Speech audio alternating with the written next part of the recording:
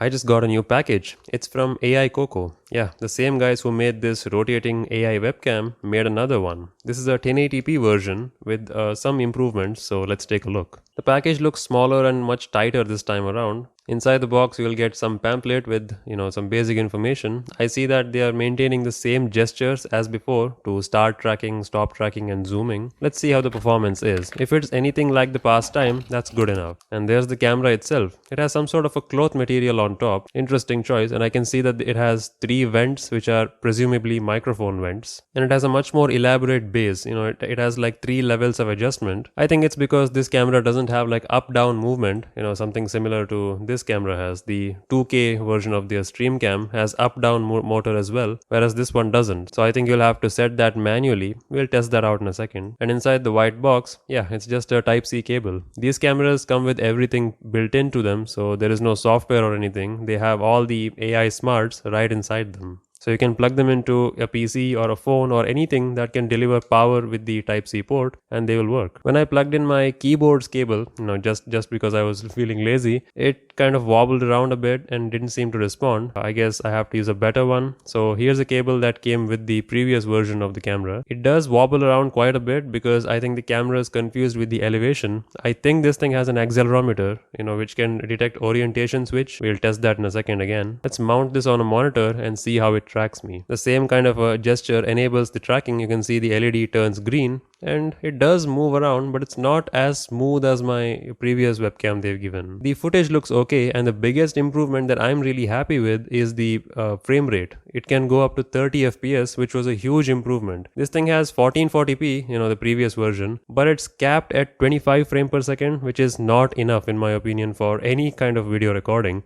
Unless you're going for a cinematic 24 FPS thing, then yeah, maybe it'll work. But for online streaming and my kind of videos which are at 60 FPS, this is not usable. So this thing is, at least it's 30 FPS. Side by side, you can see that the 2K streamcam is a little more smoother in its movement compared to this new 1080p streamcam. I think the motors on the 1080p version could use some more, refinement. Or actually, maybe it's not the motors, they seem smooth to me, but I think it's the AI tracking thing. It sometimes kind of jerks around without a smooth tracking from left to right. And I also noticed that this vertical adjustment, which you manually have to do, it sometimes isn't tight enough, so the camera, when it moves around, it drops down. So I wish this hinge here was a little bit tighter so that you can easily adjust the elevation. It's pretty straightforward, you just plug it in, open a camera app, and it starts working. So let's see how it records and sounds. The image quality may not be the best, but if it's up close like this, like a typical laptop distance, then it may sound slightly better.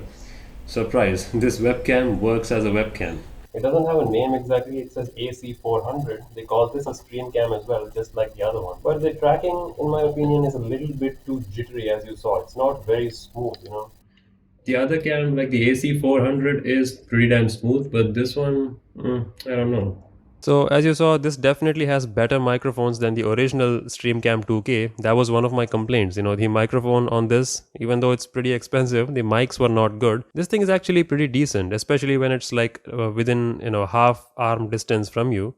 It actually sounds quite good. And there's even a vertical mode, which is pretty cool. You can just rotate the camera like that and it can now record vertical video. That's really dope. Vertical video with tracking, it can do a pretty good job for, a supplementary B-roll type camera for your, I guess, Instagram Reels or TikToks. I'm not a big vertical video fan, but still, for shorts and things, maybe this will be useful. There's no way I can do the vertical video with this previous version. It's strictly meant for landscape video. I kept both of these cameras running for about 20 minutes to test how hot it gets, and well, the 1080p streamcam didn't get too hot, which is good, but the 2K streamcam, just like I mentioned last time, it did get quite toasty, especially here on the top. I guess it's because it's a metallic build, it's a metal back thing, so metal gets hot and it dissipates heat quicker. So who knows, maybe internally this thing is getting hotter, or maybe it's because this records at a higher resolution. In any case, this 1080p cam doesn't get hot even after 20-30 minutes of use, so that's good. I'm really happy that they listened to my feedback. I guess that was a common feedback many others have given about the microphones. Mics on this are really good. It's kind of neat that it has this, magnetic clip-on thing which you can use to cover up the camera. I mean, you can kind of turn it in the opposite direction and lock it like that, but I guess having this